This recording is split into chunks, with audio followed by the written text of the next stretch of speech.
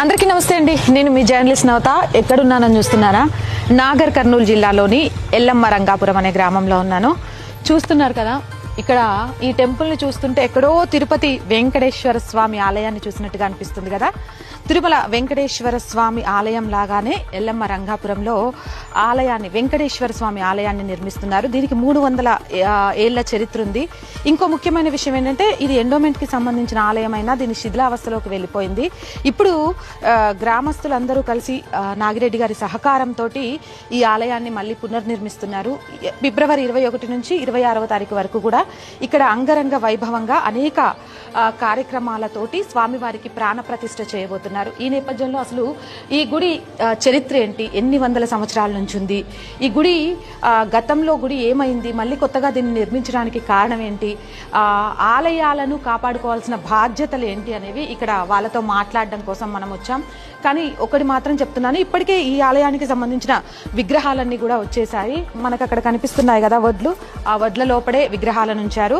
ఇక ఆలయానికి సంబంధించిన ఏర్పాట్లు, పూజాది కార్యక్రమాలు అన్నిటికీ కూడా సర్వం సిద్ధం చేశారు. పీఠాధిపతులు, అలాగే మఠాధిపతులు, అలాగే స్వామీజీలు, ప్రధాన అర్చకులతో పాటు అనేక హోమాలను చేసి స్వామివారిని ప్రాణప్రతిష్ఠ చేయడంతో పాటు ఇక్కడ దిగ్బంధనం కూడా చేయబోతున్నారు. అంటే రంగాపురం వచ్చిన వెంకటేశ్వర స్వామి రంగాపురం ప్రజలతోనే ఉండాలి అనే విధంగా ఇక్కడ దిగ్బంధనం కూడా చేయబోతున్నారు. ఒకసారి ఈ ఆలయానికి సంబంధించి మొత్తం ఎక్స్పోజ్ చేస్తారు మా వాళ్ళు. వీడియో మొత్తం చూసేయండి. ఇక్కడ కొంతమందిని కలిసి అసలు ఈ ఆలయానికి సంబంధించిన పూర్తి వివరాలని మనం తెలుసుకునే ప్రయత్నం చేద్దాం. మనతో పాటు వచ్చింది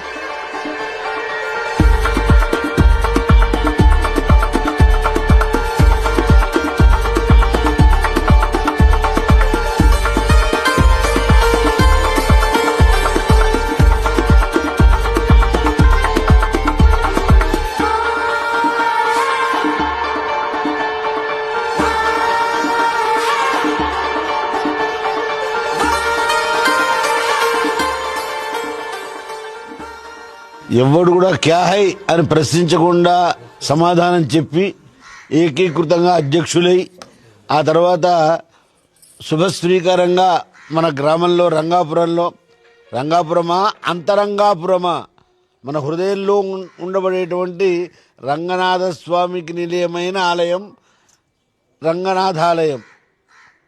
రంగనాథుడు అంటే అంతరంగనాథుడు ఎవరు? శ్రీనివాసుడు. పెరియ పెరుమాళ్ళు ఎవరు? రంగనాథుడు. ఈ రెండింటినీ ఏకీకృతం చేస్తూ ఎక్కడో వైకుంఠంలో ఉండే రంగనాథుడు మన ఊరికి వెంకటేశ్వర స్వామిగా మనం అందరం ఏకీకృతంగా చెప్పే స్వాగతాన్ని మన్నించి వైకుంఠం నుంచి తిరుపతి వచ్చాడు కలియుగం ఆదిలో. అక్కడ భార్యాభర్తలు, ఇప్పుడే మన సంజీవ్ రెడ్డి గారు చెప్పారు, రాజకీయ నాయకులు కానీ ఉద్యోగస్తుల భార్యాభర్తలు కానీ సరిగ్గా మాట్లాడుకోరు కదా, నిజమా అని అడిగారు. ఇప్పుడే అది నిజమేనండి అని చెప్పి అరవేలు మంగాపురంలో అమ్మవారు ఉంటుంది, 7 కొండల పైన ఏమో స్వామివారు ఉంటారు, ఇద్దరు మాట్లాడుకునే సన్నివేశం ఎక్కడ దొరకటం లేదు అని చెప్పి ఇద్దరికి పక్కనే గొదలు కట్టించి గుడి కట్టించి మా ఊరు రండి ఎంతసేపు మాట్లాడుకుంటారో మాట్లాడుకోండి అన్నట్టుగా సర్వాంగ సుందరంగా తిరుపతికి నిజ నివాస స్థానంగా జిరాక్స్ కాపీలాగా ఈ దేవాలయం నిర్మాణం చేశారు సంజీవ్ రెడ్డి గారు. అయ్యో, సంజీవ్ రెడ్డి గారు నిర్మాణం చేశారు. కూలీలు సంజీవ్ రెడ్డి గారు చేశారనుకుంటా కూడా తప్పే. కూలీలు కట్టారంటే ఎట్లా ఉంటుంది? ఇంకా బాగుంటుంది. అలా కాదు, ఎవరు కర్తనో వారే. ఏమండి, సహకారం. రాముడు యుద్ధానికి వెళ్తే అందరూ సహకరించారు కాబట్టి మీరందరూ సహకరించారు, ఆయన కట్టారు. ఇప్పుడు కుంభాభిషేకం పూర్తి బాధ్యత ఈ కొత్త గ్రామాధ్యక్షులు గారు ఎవరు? మల్లయ్య గారు. వారు స్వీయ నిర్వహణలో స్వీయ ఖర్చులో నిర్వహణ చేస్తారు ఇప్పుడు ఈ ప్రతిష్ట మొత్తం అని కొందరు అనుకుంటున్నాను, నేను కాదు. కాబట్టి ఏదైనా సరే అందరూ, ఎవరైనా సరే, ధనశక్తి కావచ్చు, ధాన్యశక్తి కావచ్చు, ఇచ్ఛాశక్తి కావచ్చు, క్రియాశక్తి కావచ్చు, దైవశక్తి కావచ్చు, శ్రమశక్తి కావచ్చు, మనోశక్తి కావచ్చు, ఎవరికి ఏది బాగా కలిగితే దాన్ని కొంచెం భగవంతుడికి ఇవ్వండి. భగవంతుడికి కొంచెం ఇవ్వండి. ధనం ఇస్తే ధనం ఇవ్వండి, ధాన్యం ఇస్తే ధాన్యం ఇవ్వండి, మనసు ఇస్తే మనసునే ఇవ్వండి.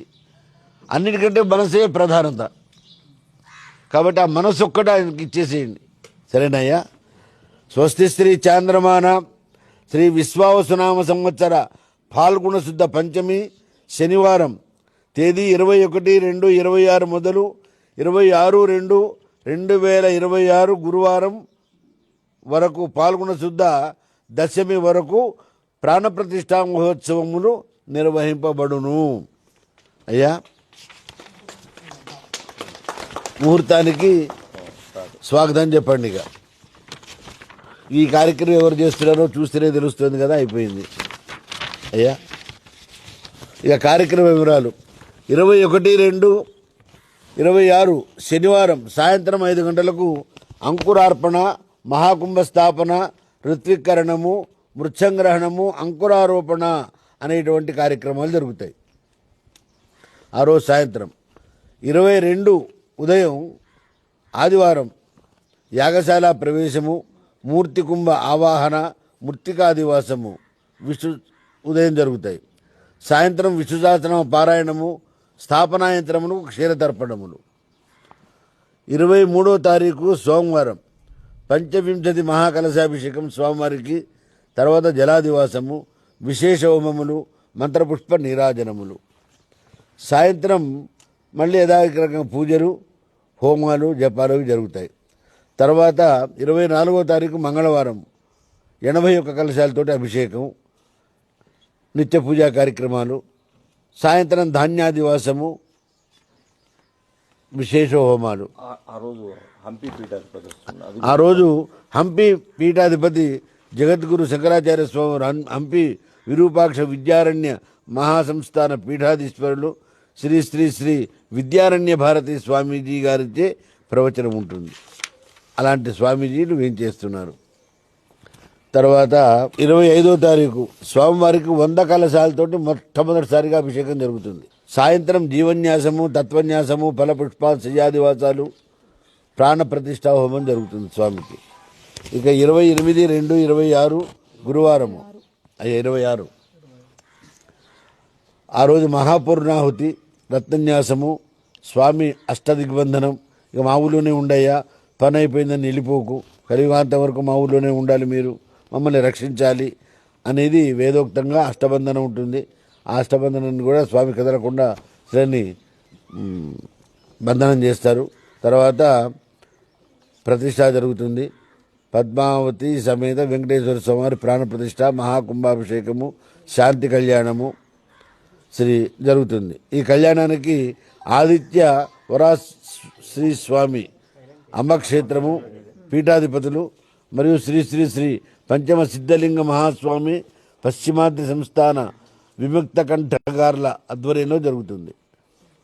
సాయంత్రం స్వామివారి పల్లకి సేవ, ఊరేగింపు కార్యక్రమ పరిసమాప్తి. ఇక సాంస్కృతిక కార్యక్రమాలు ప్రతిరోజు రాత్రి 7 గంటలకు దేవాలయ ప్రాంగణంలో భజన కార్యక్రమం నిర్వహింపబడును. మహావైభవంగా జరిపించడానికి మీరందరూ మరి ఈ రోజు నుంచే దీక్షా కంకణ బద్దులు కావాలనగా మనం చేస్తున్నాం. అందరూ కూడా సహకరిస్తారని చెప్పారు. అమ్మగారు కూడా అంగీకరించారు. ఏమైనా తక్కువ అయితే వారు కూడా చూసుకుంటారు. ఆ చిరునవ్వు బలంతో మనందరం కార్యక్రమం దిగ్విజయం చేద్దాం. మేడం యుద్ధం చేస్తుంది. ఆ యుద్ధంలో అది గొప్ప. నా పేరు నవత అండి. నేను జర్నలిస్ట్ని. 6 years శాటిలైట్ ఛానల్స్లో వర్క్ చేశాను. తర్వాత ఓన్గా నాకు నేను నిలబడాలి అని ఆర్ వాయిస్ అనే ఒక యూట్యూబ్ ఛానల్ అయోధ్యలో రాములవారి విగ్రహ ప్రతిష్ఠ జరిగిన రోజు స్టార్ట్ చేశాను. 2 years అవుతుంది ఛానల్ స్టార్ట్ చేసి. 2 విషయాలు చెప్తాను నేను. ఒకటి, చాలా మందికి ఇక్కడ కూర్చున్న వాళ్ళకి లేదా మీ పిల్లలకి వచ్చే క్వశ్చన్ ఏంటంటే, దేవుడు సర్వాంతర్యామి కదా, గుడికి ఎందుకు వెళ్ళాలి అనేది బాగా వస్తుంది క్వశ్చన్. మన బాడీలో ఫేస్ మనదే, కానీ మనం చూసుకోవాలంటే ఏం కావాలి? మన ముఖాన్ని మనం చూసుకుంటామా? ఎలా చూస్తాం? అద్దం కావాలి. మనలో ఉన్న దైవత్వాన్ని చూడాలి అంటే కూడా దానికి ప్రతీక కావాలి. అదే ఆలయంలో ఉండే స్వామివారి ప్రతిష్ట. అండ్ కాబట్టి మీరు తినే ముందు, మీరు తిన్నా తినకపోయినా పర్లేదు, ఈరోజు ఈ గుడి కట్టించడం గొప్పతనం కాదండి. ఈ స్వామికి కలియుగం ఉన్నంతకాలం ధూపదీప నైవేద్యాలను ఏర్పాటు చేయడమే గొప్పతనం. ఎందుకంటే చాలా చోట్ల నేను చూస్తాను, గుడి కట్టించేస్తారు, గుడి అప్పుడు చాలా ఆర్భాటంగా చేస్తారు, తర్వాత చూస్తే కనీసం ఆ స్వామివారికి దీపం పెట్టడానికి కూడా ఎవ్వరు ఉండరు. అలాంటి పరిస్థితి మాత్రం ఆలయాలకు రానివ్వకండి. అండ్ మూడవది చాలా ముఖ్యమైనది, ఎవరికైనా ఈ విషయంలో కోపం వస్తే క్షమించండి, కొబ్బరి బొండాల దగ్గర నుంచి పూల దగ్గర నుంచి హిందువులై మాత్రమే ఈ గుడికి రావాలి, వేరే వాళ్ళ దగ్గర తీసుకోవద్దు.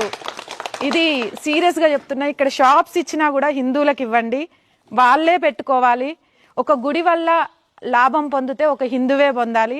ఎందుకంటే అది నా స్వార్థం అనుకోండి, నేను ఒక హిందువును కాబట్టి, హిందువులంతా నా సోదరిమణులే కాబట్టి వాళ్ళు ఆర్థికంగా ఉండాలి, హిందువుల ద్వారా వచ్చే డబ్బులు వాళ్ళకే వెళ్ళాలి. అండ్ నెంబర్ 4, ఇందాకే ఈ ప్రతిష్ట మొత్తం అయిపోయినాక మనం మాంసాహార వంటల గురించి మాట్లాడారు. ఎక్కడ హలాల్ మాంసం కొనకండి, జట్కా పద్ధతిలో మీ వాళ్ళతో చేయించి ఆ మాంసాన్ని కొనండి. ఇవి నేను ఎక్కడికి వెళ్ళాలనుకున్నా చెప్పాలనుకున్న విషయాలు. అండ్ అర్చకులకు చెప్పేది, మీరు ఎలాగో ఇక్కడ ఒక బుక్ పెడతారు కదండి, ఆ బుక్తో పాటు ఇంకొక బుక్ పెట్టండి. ఆ బుక్లో ఈ ఊర్లో ఉన్న కార్పెంటర్ పేరు, ఆయన ఫోన్ నెంబరు, ఈ ఊర్లో ఉన్న ఎలక్ట్రీషియన్ పేరు, ఆయన ఫోన్ నెంబరు, అలా రాయండి. చుట్టుపక్కల ఎవరికైనా, ఎందుకంటే ఈ మధ్య కాలంలో హిందూతో వర్క్ చేయించుకోవడానికే ప్రతి కుటుంబం వాళ్ళు ఇష్టపడుతున్నారు. ఎందుకంటే బంగ్లాదేశ్ నుంచి ఇటు నుంచి రోహింగ్యాలు వస్తున్నారనే భయంతో. కాబట్టి మీరు ఒక అనౌన్స్మెంట్ చేయండి, ఇంటికి సంబంధించిన ఏ పనులు కావాలన్నా సరే మా దగ్గర వాళ్ళ పేర్లు ఫోన్ నెంబర్స్ ఉంటాయని. దాని ద్వారా అవసరం ఉన్న వాళ్ళు ఈ గుడికి వస్తారు, అవకాశం దొరుకుతుంది అని ఈ గుడికి వస్తారు, లాభపడ్డ వాళ్ళు ఈ గుడికి ఏదో చేస్తారు. దాని ద్వారా ఈ గుడి రోజు రోజుకి అభివృద్ధి చెందుతూ ఉంటుంది. ఈ ఒక్క విషయాన్ని నేను చెప్పాలనుకున్నాను. మళ్ళీ చెప్తున్నాను, హిందూ బాయి, ఆలయాలు హిందువుల సొత్తు, ఆలయాల్ని కాపాడుకోవడం మన హక్కు. అలాగే ఆలయాల ద్వారా వచ్చే ప్రతిదీ అనుభవించడం కూడా మన బాధ్యతే. హక్కుని బాధ్యతని కాపాడుకుందాం. చాలా చక్కగా చెప్పారు.